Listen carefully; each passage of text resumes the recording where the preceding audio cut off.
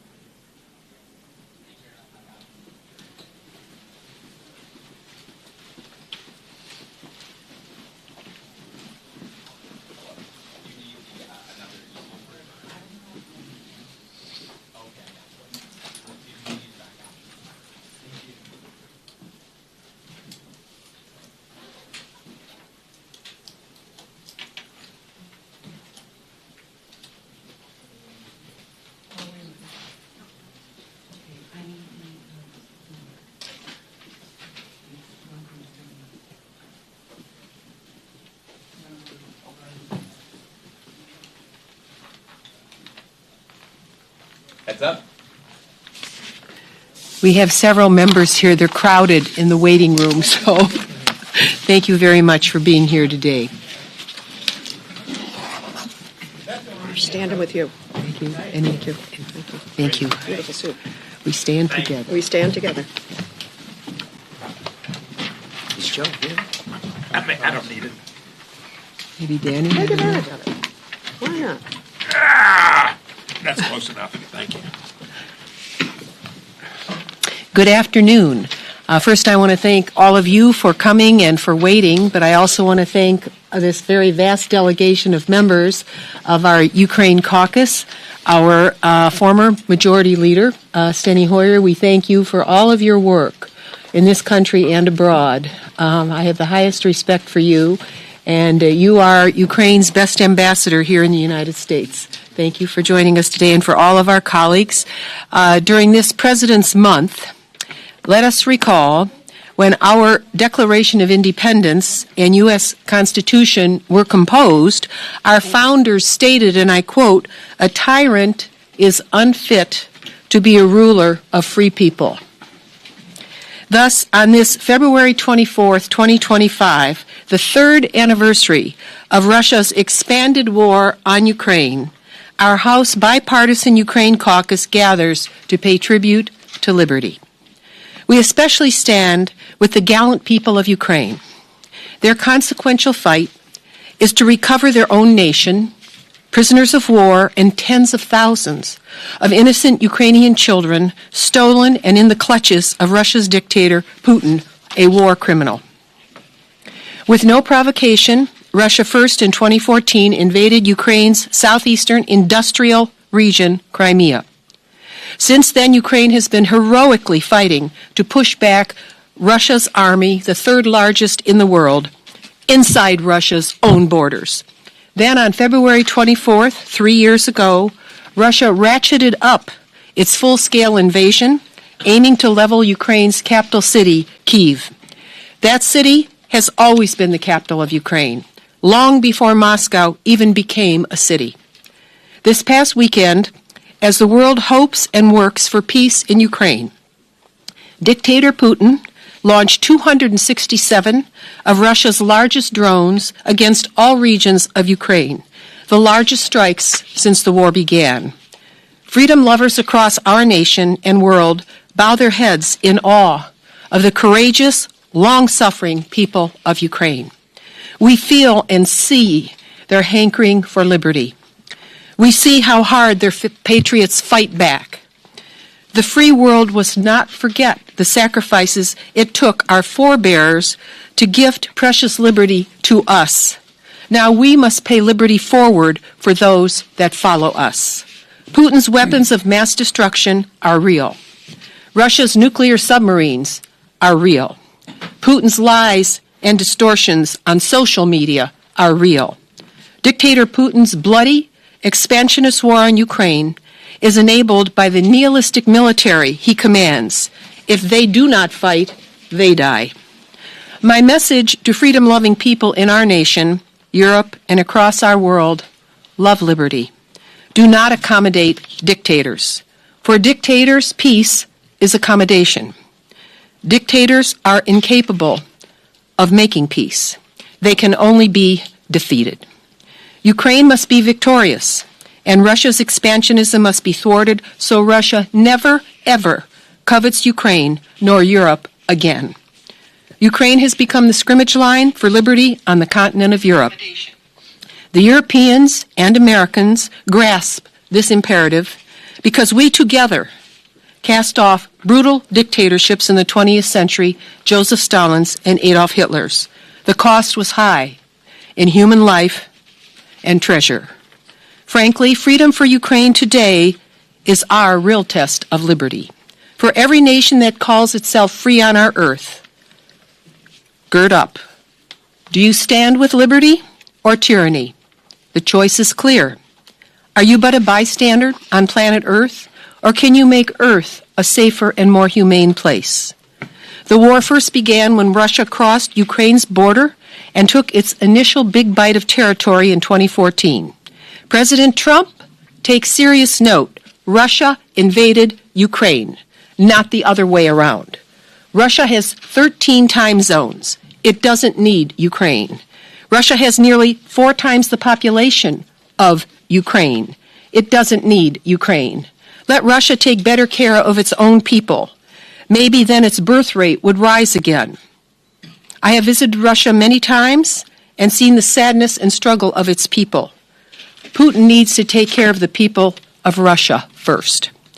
Putin is not Ukrainian. He is Russian, and he is an invader, an aggressor. He is but the latest version of Russia's mass murdering tyrants.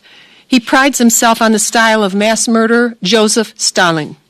Just 9 decades ago, Stalin bludgeoned, killed, and forcibly starved over 14 million people in Ukraine into submission, more than any other mass murder in the history of the world. As Solzhenitsyn observed, the Holodomor famine came without drought and without war.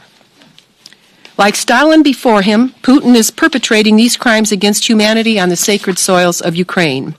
His objective is to steal Ukraine's territory, identity, heritage, sovereignty. The people of Ukraine have earned everlasting peace and prosperity inside their own borders. The world knows Putin, his henchmen, and armed forces are fully responsible for committing execution-style killings of Ukrainian men, women, children. They torture civilians in detention through beatings, electrocution, and executions to break their spirit. But Putin never broke Russian freedom fighter Alexei Navalny's spirit. Navalny remains stalwart, honorable, and elegant, even in death. In a miserable Arctic prison camp. Miserable. Russian forces have kidnapped tens of thousands of Ukrainian civilians to grim detention centers in Russia, and Putin's goons have absconded with thousands upon thousands of Ukrainian children who've been forcibly separated from their families in violation of international law. Can you fathom the bestiality of Putin's operatives scaring and reprogramming the psychology of tens of thousands of stolen Ukrainian children? What kind of demented, macabre, sick tyrant would do this to tiny human beings? In sum, after the fall of the Soviet Union in 1991, Ukrainians were freed. From 1991 until 2014, they had been deprived of their liberty for most of the 20th century. And then, in 2014, 23 years later, Russia invaded Ukraine's southeast border, compromising Ukraine's young, precious liberty. President Putin is a war criminal. He holds responsibility for all war crimes in Ukraine. Let us pray and work for a settlement of hostilities with security guarantees.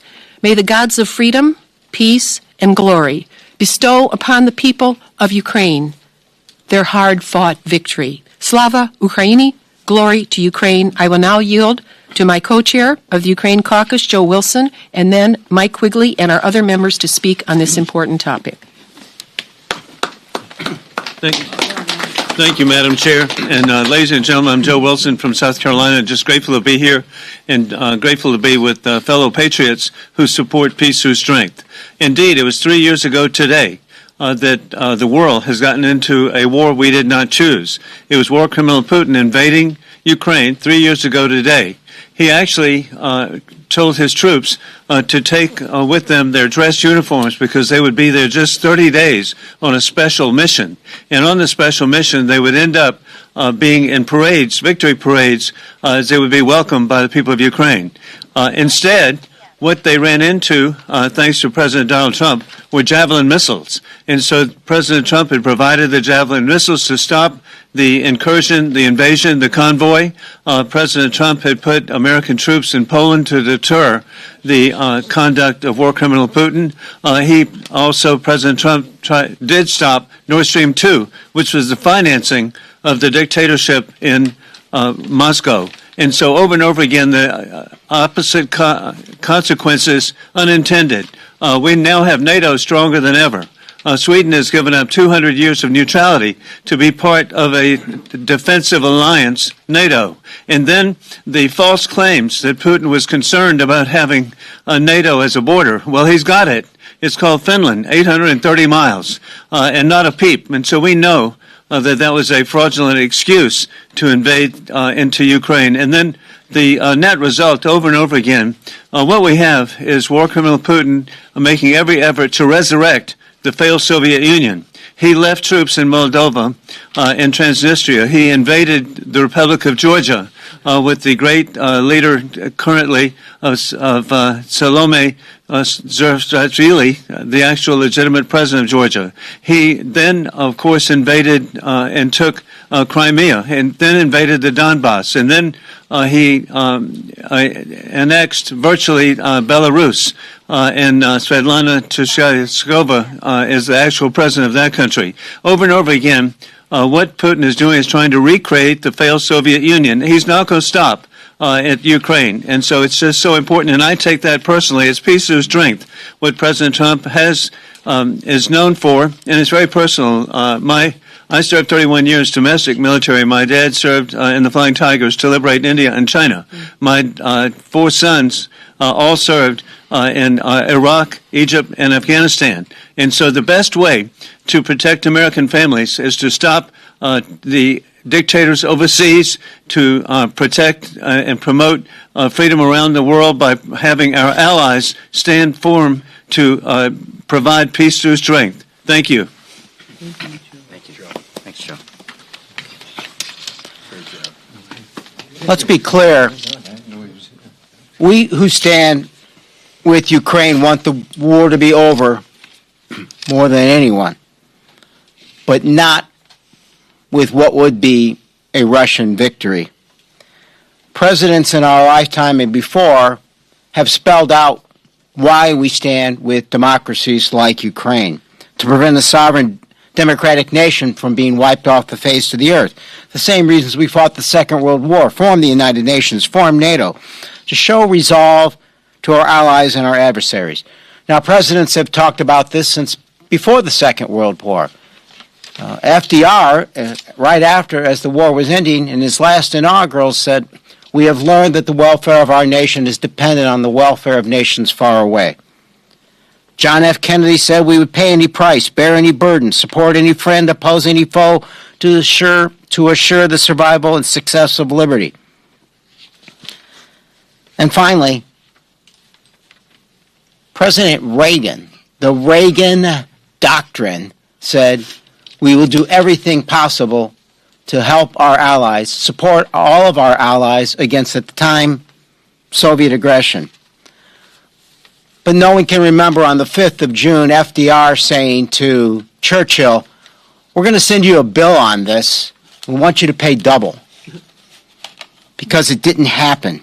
Because we did it for all the right reasons, and the same reasons we do it now. Our leadership here is a strategic and moral imperative. We remind ourselves that often, also often, the right thing to do, the moral thing to do, is indeed the smart thing to do. In the words of General Milley and Secretary Austin, if we allow Putin's aggression to succeed, you can double our defense budget and you'll invite more bloodshed. This we cannot do. I'm glad this is a bipartisan group. It must be, it has to be for us to succeed, to convince us that the ultimate victory remains territorial integrity, security assurances, rebuilding Ukraine, not subsidizing Putin. In the end, there has to be accountability for the war crimes, for the stolen children, and for the extraordinary damage done. Our children, our children's children are watching. Thank you. Thank you, Mike. We have a list based on when people called us. Next will be Congressman Steny Hoyer, and then after him, Jason Crow, and then Congresswoman Rosa DeLauro. I want to thank Chair Capter, Chair Wilson, and Chair Quigley for setting this event. I don't think they knew how timely it was. Today is a day of sadness and infamy for America. Why do I say that? There was a resolution on the floor of the United Nations, backed by the European Union and Ukraine, that approved and backed the Ukrainian resolution that recognized the territorial integrity and the legal status of Ukraine. The United States of America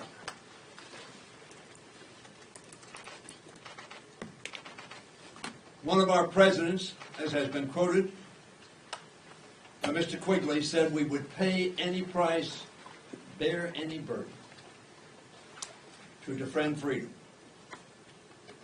On that resolution, today, the U.S. voted no. Who were our compatriots in voting no? Russia, Belarus, North Korea, Hungary, Sudan. And which country abstained because even they could not stomach? China. Last week, the anchor of the largest show on Russian state media said gleefully, "We wanted to saw the Western world into pieces. But Trump decided to saw it through himself." Trump is now doing our job, our being Russia, our job for us. That's what this administration is doing. And shamefully, inexplicably, America sided with a nation, Russia, that has committed war crimes by invading with no justification Ukraine. And I pray, Joe, I pray that is not the position of the Congress of the United States.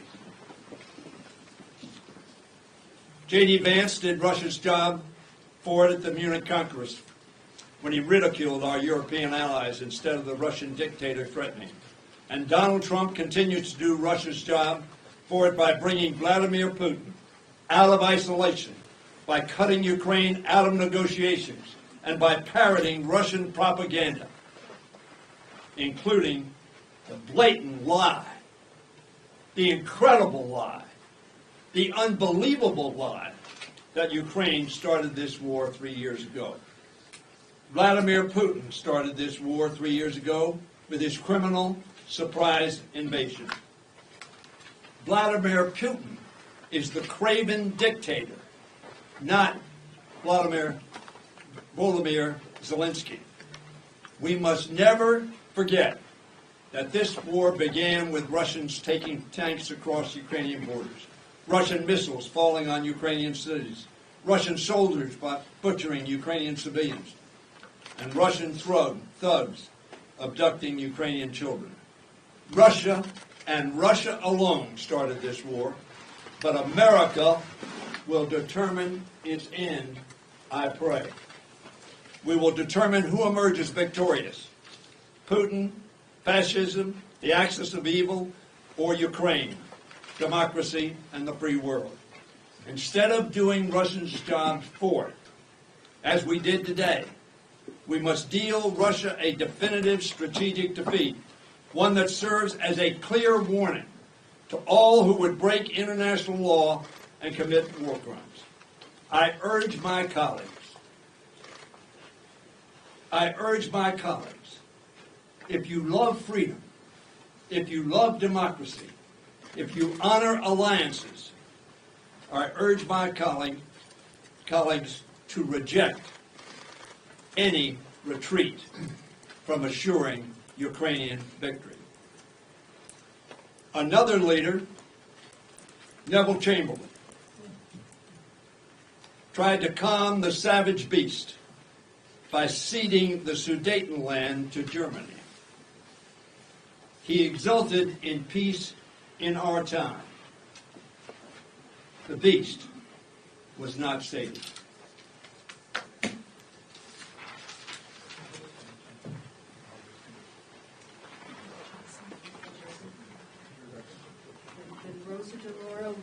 Rosa DeLauro, and then after her, Congressman John Larson, Congresswoman Madeline Dean, and Congressman Lloyd Doggett. Good afternoon, and thank you all for joining with us today. And I have to recognize my long-term friend, colleague, Congresswoman Marcy Kaptur, for organizing this effort today. To see so many of my colleagues here today, what are they doing? We are demonstrating that we will not abandon our ally and fellow democracy in their fight for freedom. This is about a fight for freedom. And we are here to reiterate our support for Ukraine in the strongest terms at what is a uniquely dangerous moment. Particularly has been cited, that President Trump's administration sided today with Russia, with North Korea, with Iran on a UN resolution condemning the war in Ukraine. What has happened to the United States of America? That we would ally with forces who would deny freedom at every moment that they can. It has been 3 years to the day since the Russian dictator Vladimir Putin launched his brutal, unprovoked invasion of Ukraine in the largest violent land grab since World War II. The Ukrainian people have resisted valiantly, but the cost has been high, with a death toll in tens of thousands, many more injured, and millions of people displaced. But Ukraine is not giving up. It will never give up. Right now, they are still very much in the fight. And Russia has paid dearly for every inch of illegally occupied land. European partners and allies are still committed to the struggle against this blatant aggression from Putin. And the Ukrainian people are speaking clearly through their elected President Zelensky. They are a sovereign nation, and they speak for themselves. Only Ukraine can decide when it is done fighting. No one else. It is our job here in America to continue to remind President Trump of that fact and of history. History teaches that aggressors never stop of their own accord. Again, witness 1938 and the Sudetenland. And they are never satisfied with appeasement. If Vladimir Putin's bloody war is rewarded with Ukrainian land, or if he believes he can negotiate with other countries on behalf of Ukraine, he will try again for more. I will not turn a blind eye to the suffering of the people of Ukraine, who have endured nearly 3 years of war and constant attacks on civilian infrastructure and population centers. Rewarding this type of aggression would only be setting the stage for more war and instability in the future. We will continue to advocate for our ally Ukraine, for their defense, for the civilian and military resources they need, and for allowing them to control their own destiny. That is our obligation. That is our moral responsibility as an ally and as the world's strongest democracy. It is also a promise to you that as I lead the Democrats in the House Appropriations Committee, I will never give up that fight. I will continue to support the resources and the funding for the Ukrainian people. And I urge all of us, and we are here to say we will not give up. We all need to continue to speak out for as long as it takes until Ukraine is safe and free once more. John Larson, then Madeline Dean, then Roy Doggett. Well, let me thank, first and foremost, Marcy and Joe. Joe, I know you have to go, but I want to thank you for your courage. You talk about profiles and courage. We thank you for standing up and doing the right thing. Couldn't have been said more eloquently than by my colleagues, Steny Hoyer and Rosa DeLauro. But here's what it comes down to. Who do you stand with?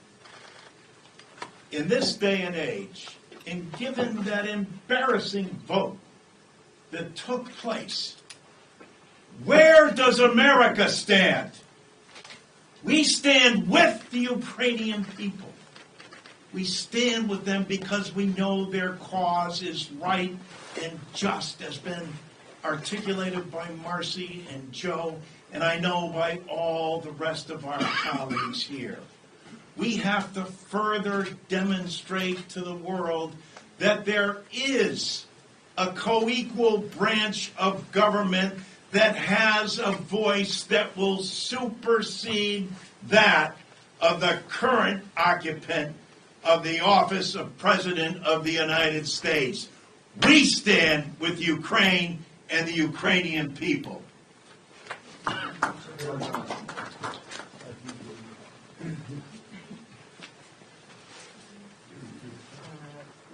Madeline Dean, Lloyd Doggett, and then Tom Suozzi. Good afternoon. I'm Madeline Dean from the 4th Congressional District of Pennsylvania, Montgomery and Berks counties. As has been said, today marks the solemn anniversary of Russia, Putin's brutal invasion and assault on Ukraine 3 years ago today. And of course, that followed the assault on Crimea and the Donbass in 2014.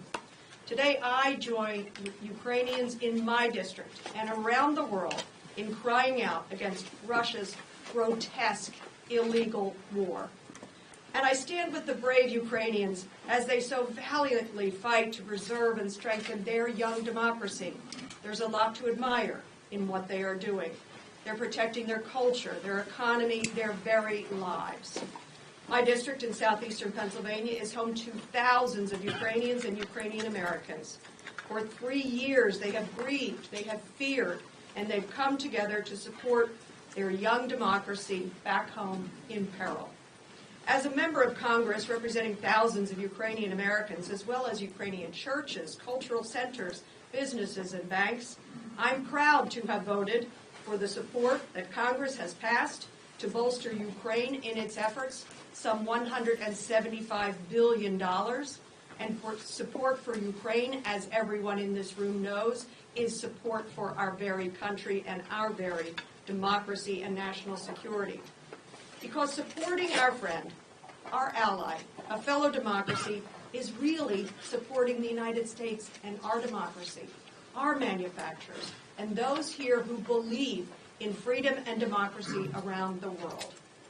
For 3 years, the United States has been indispensable in leading more than 50 nations in that fight. And has been pointed out today, I fear we are parting from that path. When we finally had more funding, I had the chance to take a trip, bipartisan trip, with 2 Republicans and 2 Democrats to Kyiv. It was April of last year. Literally, we left on the eve of that vote to get support to Ukraine. 2 Democrats, 2 Republicans, a group of bipartisan lawmakers who met with President Zelensky and the military members there. You saw in their faces and in their eyes their desperation and their extraordinary appreciation. They thanked us and affirmed that we, the United States, is indispensable in this fight. And now look where we are, with a new administration, the betrayal that this president, Donald Trump, has brought to Ukraine, but it is also a betrayal of you and me. It's a betrayal of our very history to stand up against oppression. His lies about who started this, they are wrong, legally and morally. They are undemocratic, and they are unworthy of us. It is a lie, and it is a global embarrassment, only added to today by the shame of the UN vote. I call upon President Trump to reverse course. He is on a road of American weakness, a road we have never traveled, and I pray he gets off immediately. And in the end, I'll note that I'm very proud to stand with the Ukraine Caucus, with the co-chairs and Representative Wilson, who joined us. But I will also note my disappointment. Where are our Republican colleagues calling out what has happened here and how the president, our president, has betrayed the votes that we cast, the monetary support and weapons support that we have brought, and the moral support that we have brought? I call upon all elected leaders, Republicans and Democrats, to speak up and demand better. Slava Ukraini, Heroem Slava.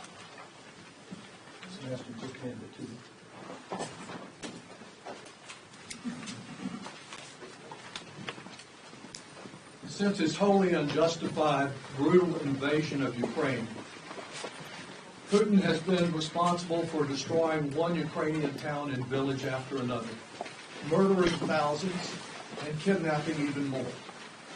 The problem today lies right here, Trump and Putin. Because last week, Donald Trump has disgraced our country.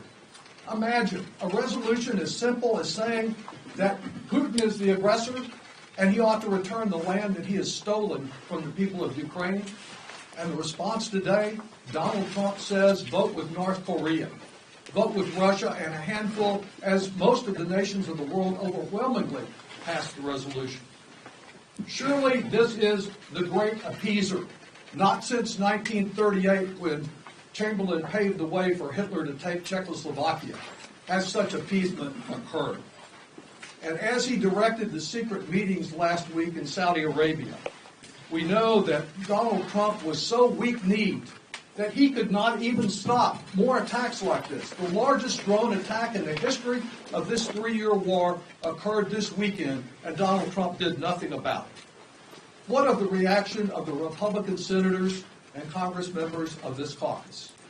I've been a member long before this invasion, and Representative Capter and others have worked diligently to try to make this a bipartisan caucus, as well it should be. But they, with the exception of Mr. Wilson, and a number of his comments, of course, I disagree with the exception of Mr. Wilson, and I believe one other member of our caucus who's a Republican who put out a strong statement, they've been silent. And their silence emboldens the enemies of the United States. More typical of the Republican point of view is what amazingly happened as Donald Trump was sidling up with Putin. Last week, one of our Republican colleagues, introduced a bill right out of the North Korean playbook. She demanded that Donald Trump's birthday be declared a national holiday here in America. I suppose every dictator has his day, but I think this one should be appropriately called Appeasement Day or Surrender Day. Our Republican colleagues can either speak out or remain complicit in the loss of much of Ukraine and the destruction of dangers and endangering much of Europe and American families as well.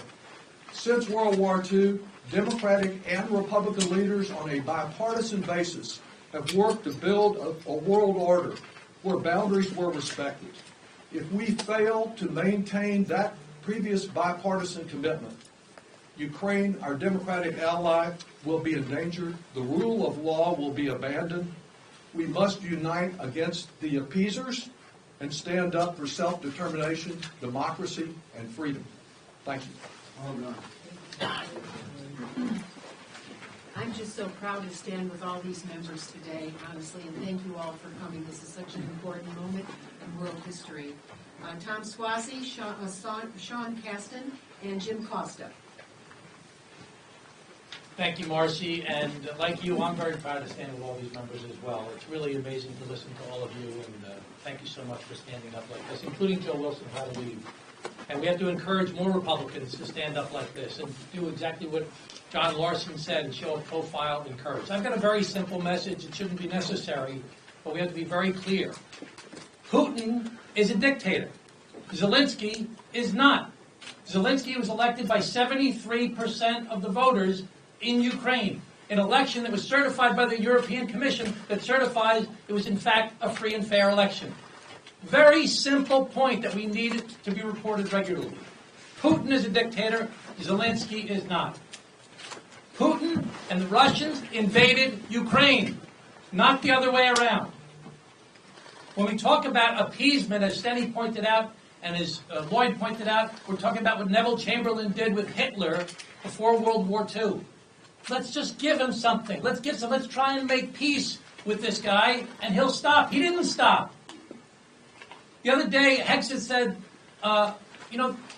Ukraine can't win this war. They're just not big enough. They can't possibly beat these guys. If we cave now and reward Russia for invading a democratically elected leader's country, who is our ally, if we reward Putin now, what do you think the people in Latvia are going to say? What are the people in Lithuania going to say? What are the people in Estonia going to say? What are the people in Moldova going to say?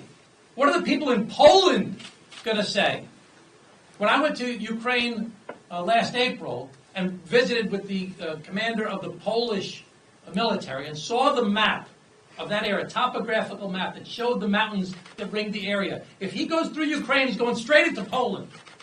We cannot reward Putin for his criminal actions, where they're murdering people, raping people, kidnapping children. There are tens of thousands of children that have been abducted from Ukraine and brought into Russia. Why? Because if your mom or dad works at the power plant, that we need your Ukrainian parents to keep on working on that plant, and Putin doesn't want you to stop working there, he's going to keep your children even longer, and who knows what else he'll do. He's a beast. He's an animal. He's a dictator. We cannot let this become normalized. Thank you. Sean, and then Jim, and Steve Cohen, and then Danny Davis. Thank you. Sean Caston from the 6th District in Illinois. There's a line in the Will Smith movie After Earth where he says, danger is real, but fear is a choice. The danger that Russia, under Vladimir Putin, presents to Ukraine is very real.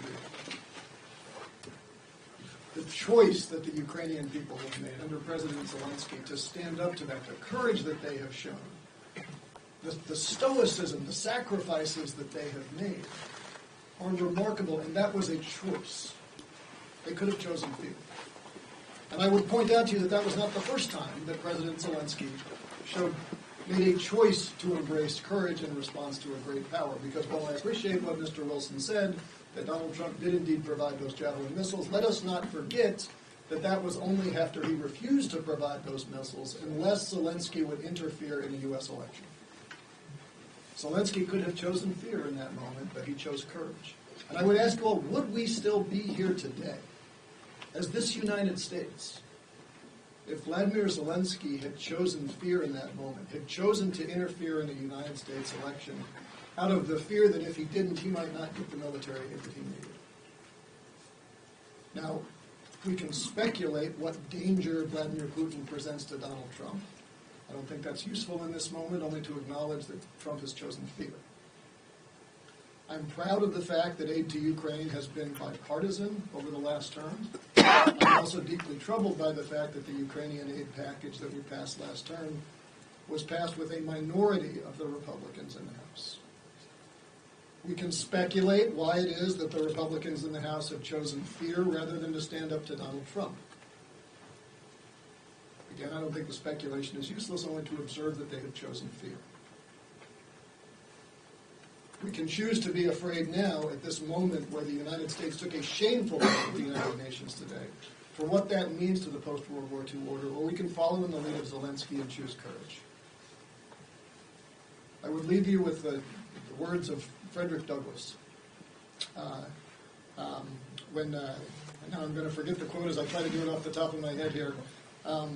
When he said that the only definition of patriotism is being willing to stand up and rebuke those who would instead hide under the specious garb of patriotism, to stand up to your country when it does wrong.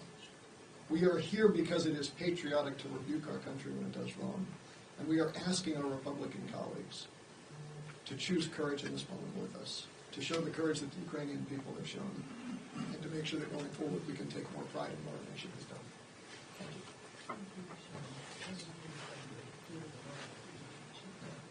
Jim Costa, Steve Cohen, Danny Davis, Jake Auchincloss.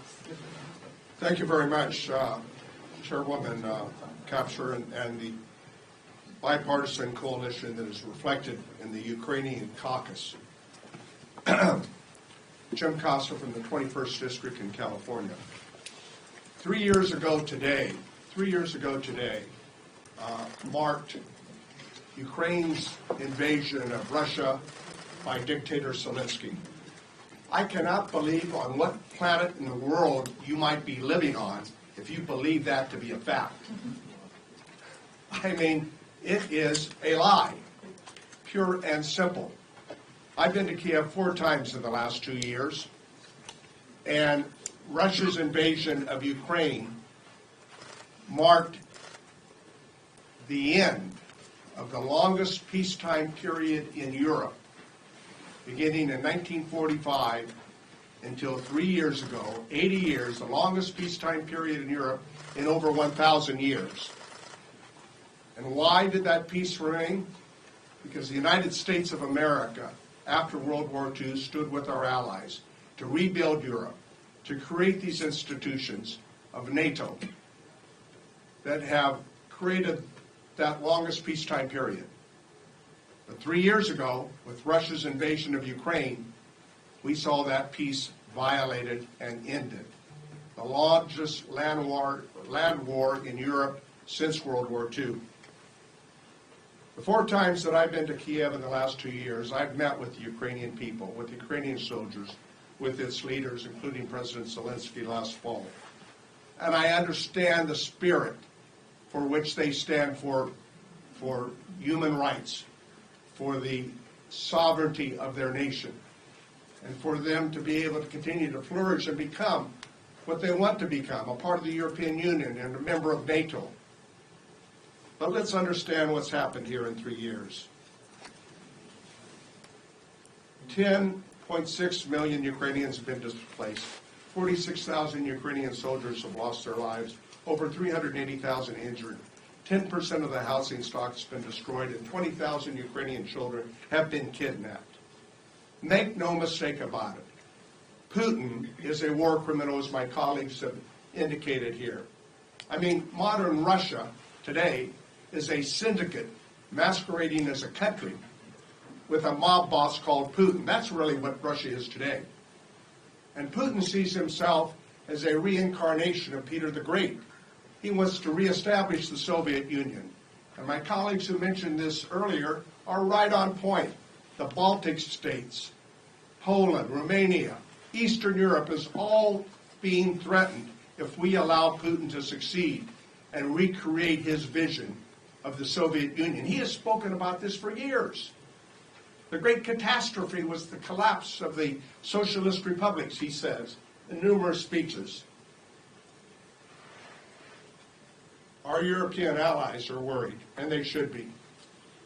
Not only in the events of the last 2 weeks in the Munich Security Council, the Secretary of Defense's speech in Brussels outlining terms for negotiation before there's even a negotiation that took place.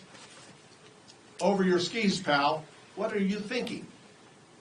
And the weakness that President Trump is demonstrating here in his so-called negotiations, the great deal maker, give me a break. I mean, Putin's established his terms, and he has said this numerous times in the last year. One, no European Union for Ukraine. Don't ever think about joining NATO. Demilitarize your forces. And then, only then, will we begin to talk about a ceasefire and negotiation of land. That's not a negotiation. But make no mistake about it, our European allies are concerned, and they're even more concerned with the vote today in the UN. And I tell you who's very much pleased about this, not only Putin and Russia, but China. Because China is looking to determine whether the United States is going to continue to still lead the world for democratic nations. Because China's intent on Taiwan is very clear. Putin wants to divide us. He wants to drive a wedge into Europe. He wants to destroy the viability of NATO. He's made that very clear.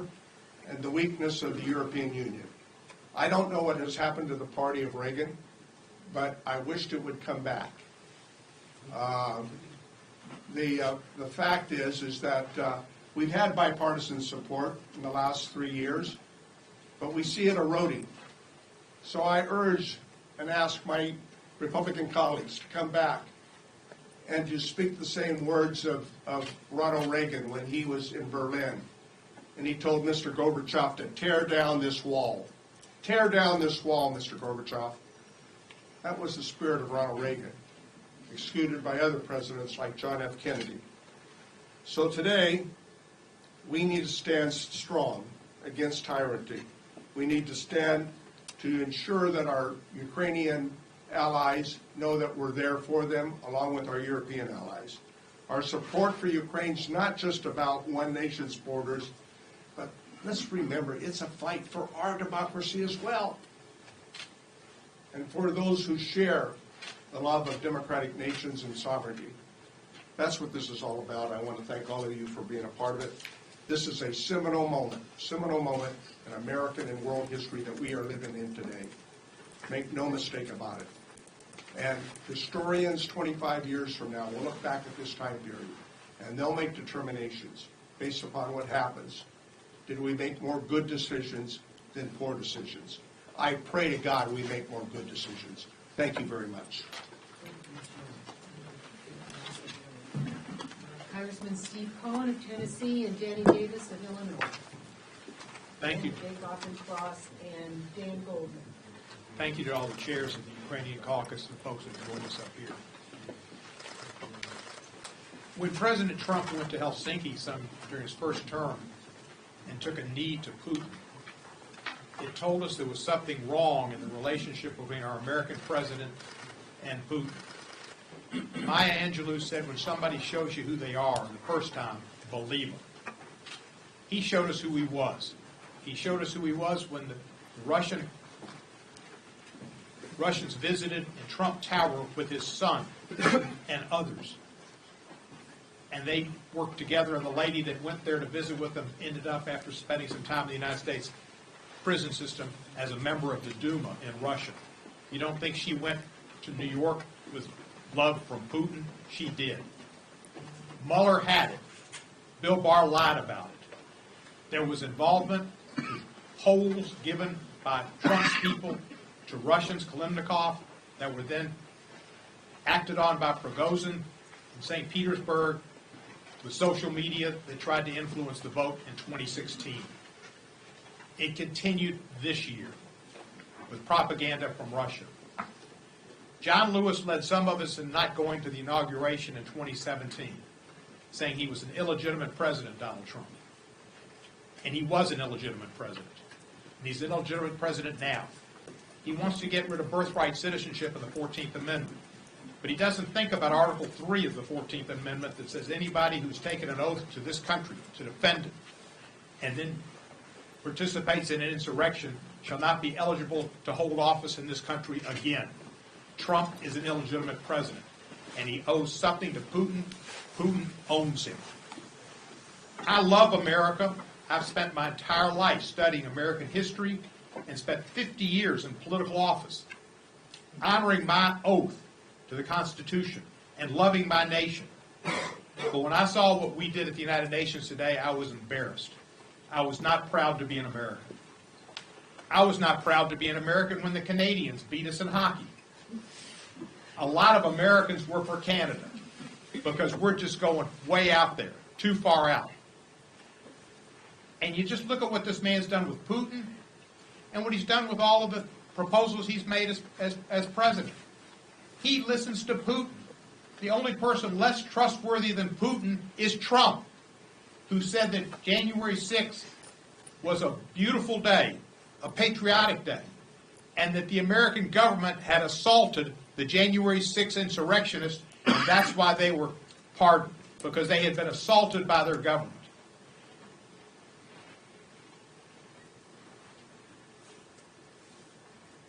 You could pee on my leg, but don't tell me it's rain. And Trump is raining on America. I am Representative Danny Davis, and I represent the 7th Congressional District of Illinois. I want to commend Marcy Kaptur, Mike Quigley, Joe Wilson for the leadership of this caucus, and indicate that I am delighted to be here to reaffirm my commitment, reaffirm my community's commitment to support for Ukraine. I represent a large Ukrainian community, and all of us are a part. I believe that a threat to freedom, self-determination anywhere is a threat to freedom everywhere. And the only way we can keep ourselves free is to make sure that Ukraine maintains itself as a free, independent nation.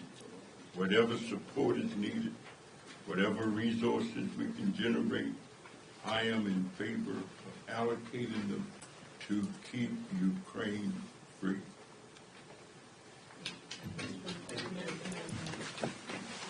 Congressman Auchincloss, and then Congresswoman Julie Johnson, and Congressman Eugene Bidman.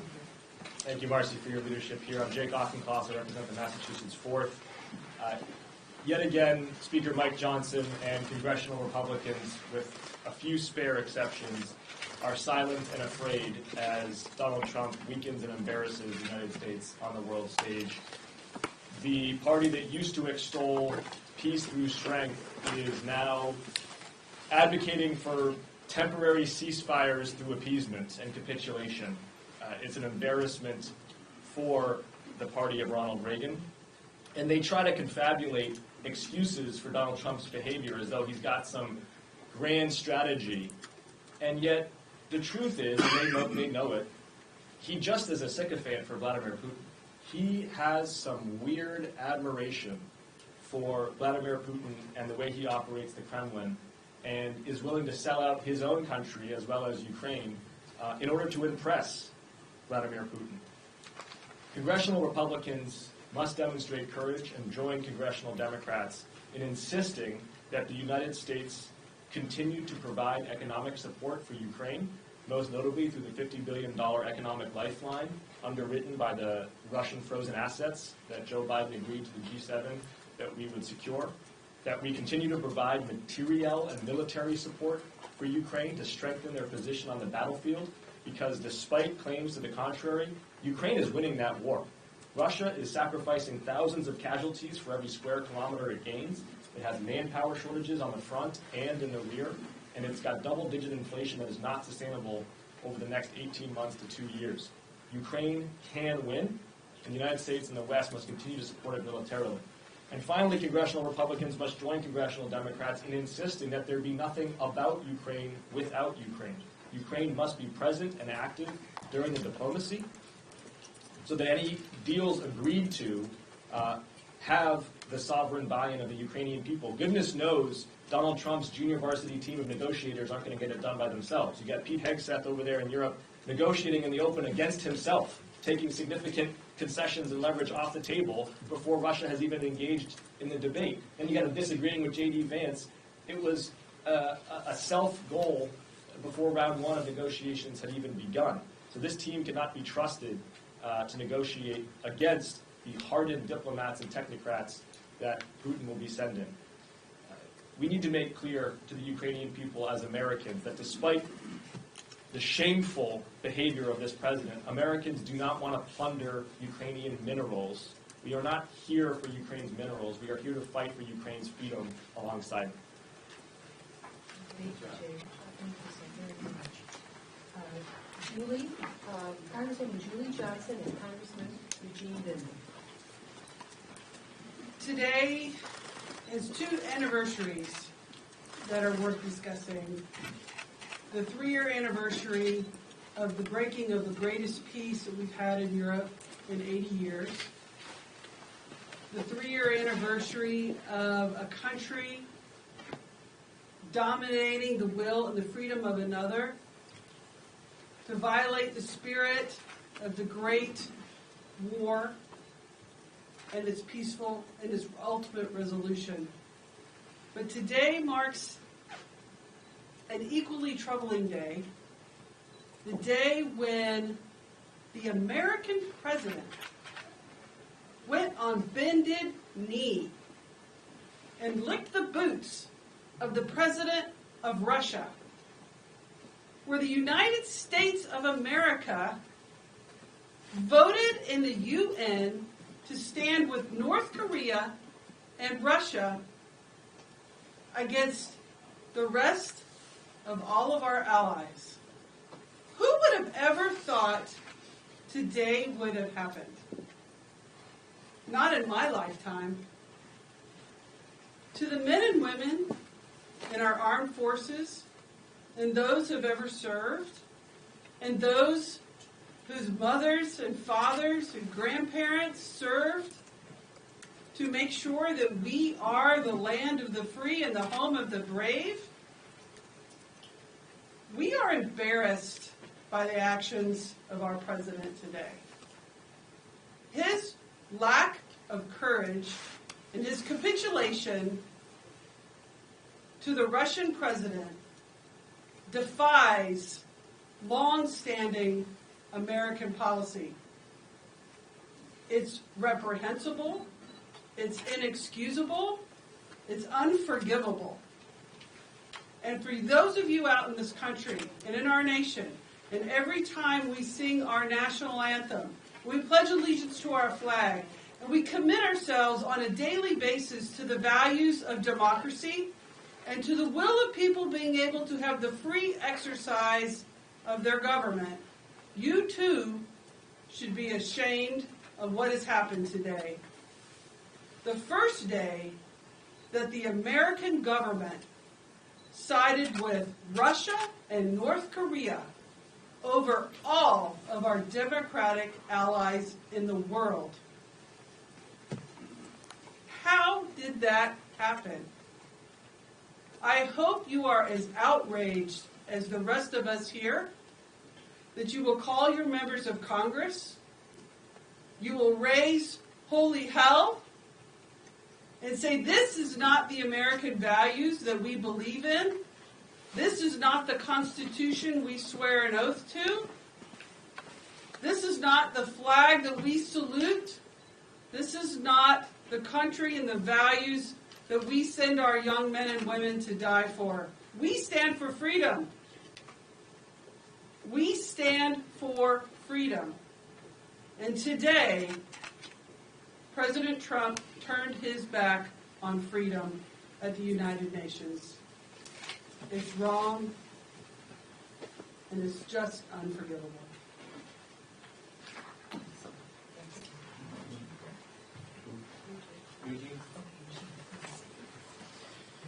Thank you all to all those who have spoken today. So, we've heard of a number of shameful acts today and the actions that the president directed at in the UN Security Council. Another one is the fact that we did not have a high-level representative in Ukraine. There were over a dozen world leaders and representatives from countries around the world, democratic countries around the world, but we did not send one. And I think that's another shameful act. So, 3 years ago today, Russia launched an unprovoked invasion of Ukraine. And in the last few days, that fact has been disputed. And it's important that we represent history truthfully. So whether it's Putin or President Trump, anyone that says that Russia was not the aggressor or that Ukraine is responsible for initiating this conflict is lying. Today's anniversary reminds us that Ukrainian people continue to suffer. We saw a picture earlier today of the devastation in Ukraine. And I witnessed that firsthand when I traveled to Ukraine 14 times investigating war crimes under a State Department grant that sadly now has been terminated. But I know that Ukraine will remain resilient and strong, and that this is not a regional fight. It's Ukraine's sovereignty. Ukraine's sovereignty is a U.S. national security issue. We must hold the line in Ukraine now, or in coming years, we may end up holding the line with U.S. boots on the ground in Europe fighting. If we want peace, the president says we want peace, but even before negotiations started, the president basically gave away the farm. Before we even got to the negotiating table, not only was Ukraine excluded, but the U.S. agreed to territorial concessions to Russia, agreed that Ukraine does not belong in NATO. I mean, this is about the weakest form of deal-making you could imagine, at the same time as we're trying to extort Ukrainian natural resources. If the Trump administration wants peace, then they will only achieve that with pressure on Russia, not by just pressuring Ukraine. If we want this war to end, it could end tomorrow by Russia withdrawing its forces from Ukrainian land. It's as simple as that. Weakness invites aggression, and easing up on Russia only makes Ukraine's fight harder. We must stand firm. I spent 25 years in the Army defending America's national security. As I mentioned, I traveled to Ukraine quite frequently.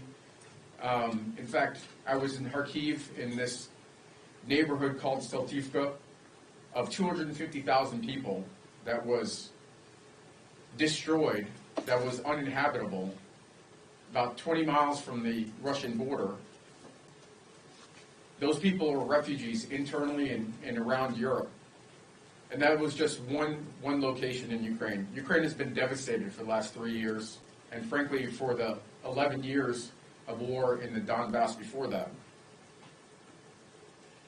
At home, this administration's actions don't make us any safer either. They create chaos and not solutions. They create confusion, not stability, and they're cruel.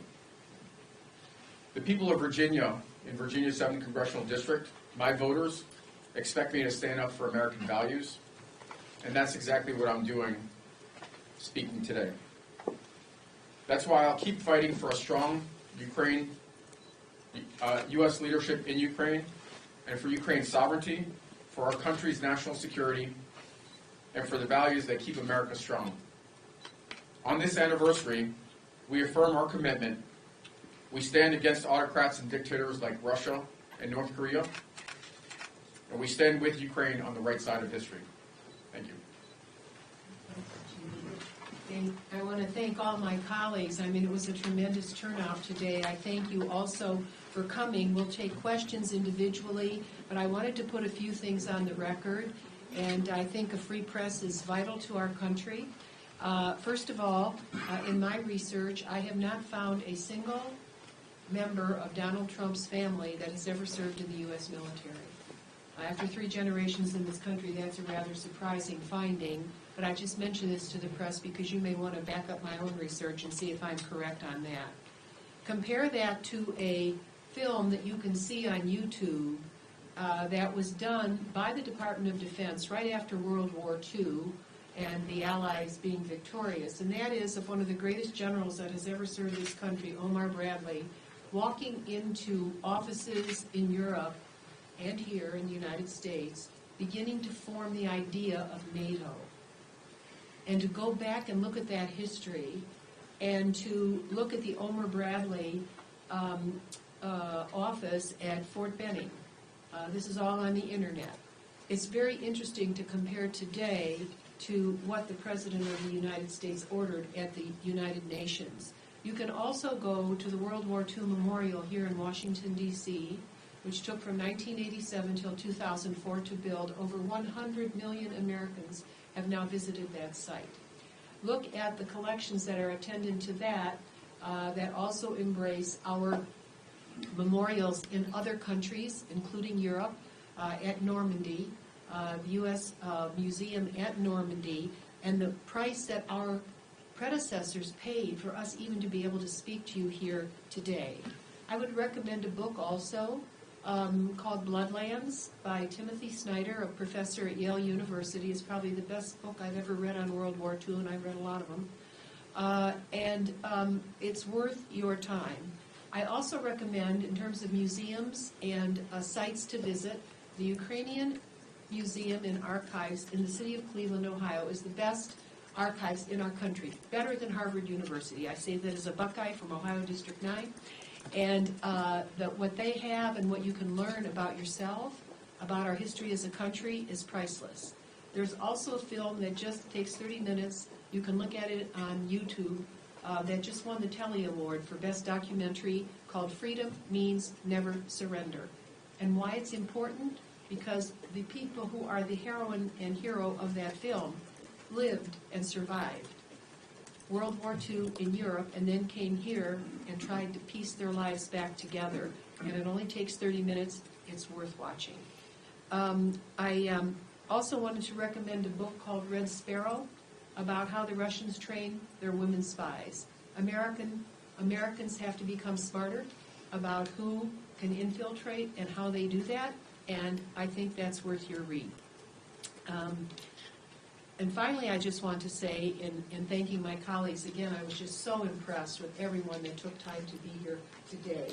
And I want to thank Madeline and Danny and Jen and Jean, Julie and Jean, for remaining here to the end and being able to answer questions. But I simply cannot fathom how a gentleman who grew up in New York City, near the Statue of Liberty, and the United Nations right at his doorstep, could have a view of the world in which he would vote for tyranny and against liberty by urging his representatives at the United Nations to do that.